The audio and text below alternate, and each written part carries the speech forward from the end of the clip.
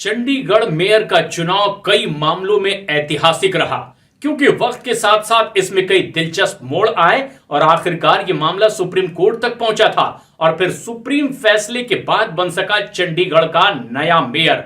लेकिन जो सबसे अहम बात है वो ये कि इस मेयर चुनाव के रिटर्निंग ऑफिसर अनिल मसीह को अब नोटिस जारी किया गया है सुप्रीम कोर्ट की ओर से, क्योंकि सुप्रीम कोर्ट ने अपना फैसला सुनाते हुए रजिस्ट्रार से कहा कि अनिल मसीह को नोटिस जारी किया जाए और पूछा जाए कि क्यों ना उन पर सीआरपीसी की धारा 340 के तहत कार्रवाई आगे बढ़े।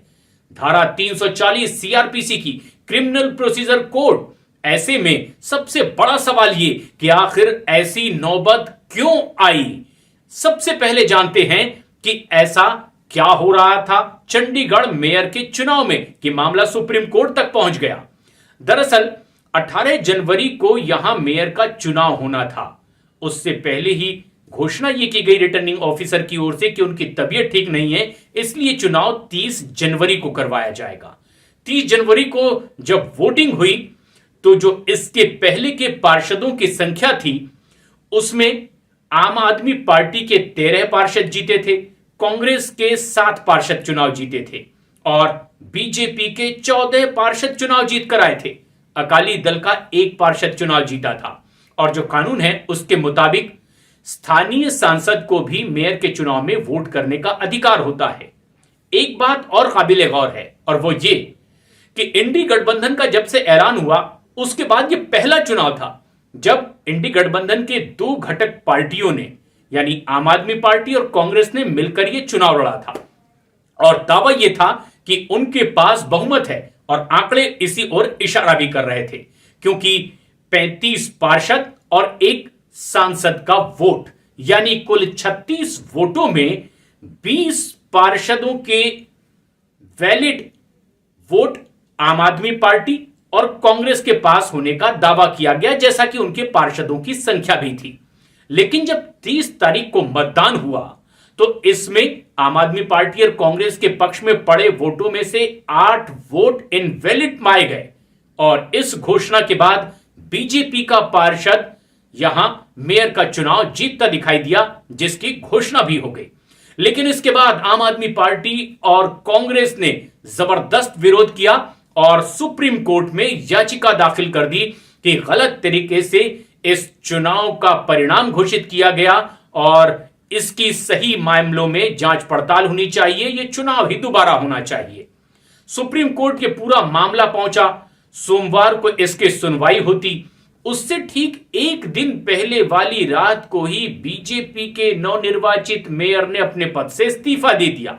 घटनाक्रम सिर्फ यहीं नहीं रुका, इसके साथ ही साथ आम आदमी पार्टी के 3 पार्षद बीजेपी में शामिल हो गए और ऐसे में जो बहुमत का आंकड़ा था, जो 20 पार्षद आम आदमी पार्टी और कांग्रेस के थे, वो घटकर 17 पर आ गए।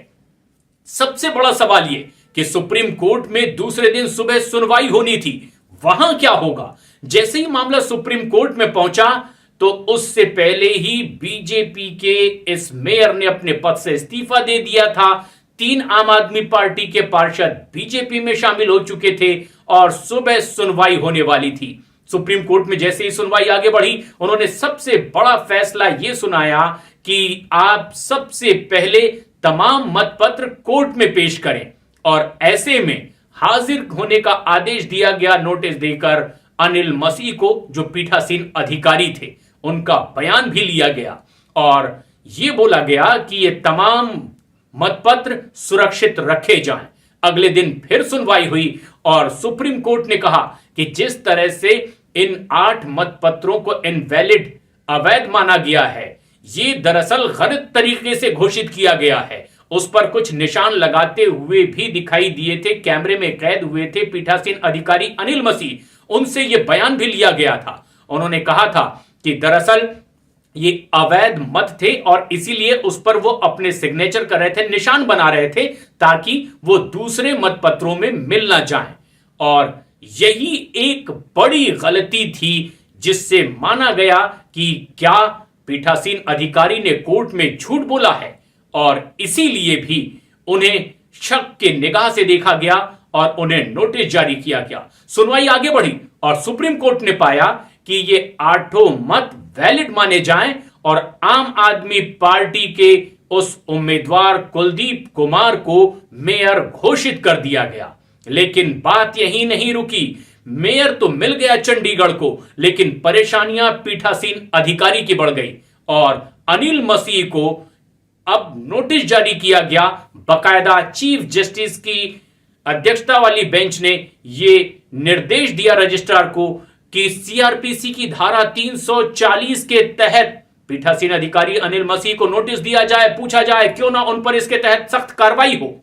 दरअसल सीआरपीसी क्रिमिनल प्रोसीजर कोड की धारा 340 के तहत नोटिस उन्हें दिया जाता है जो कि कानूनी व्यवस्था में व्यवधान डालने की कोशिश कर रहा हो। दरअसल जिस तरह के सबूत कोर्ट में पेश किए जाते हैं या गवाही दी जाती है, अगर यह गलत तरीके से हो रहा हो तो इससे सीआरपीसी की धारा 340 के तहत आंका जाता है, नोटिस दिया जाता है, परीक्षण के बाद उन पर कार्रवाई भी हो सकती है। और इसीलिए माना जा रहा है कि सीआरपीसी की धारा 340 अब पीठासीन अधिकारी अनिल मसीह के लिए एक बड़ी मुसीबत बन सकती है और उन पर आरोप लगा कि झूठ बोलकर वो कोर्ट में बुरे फंसे।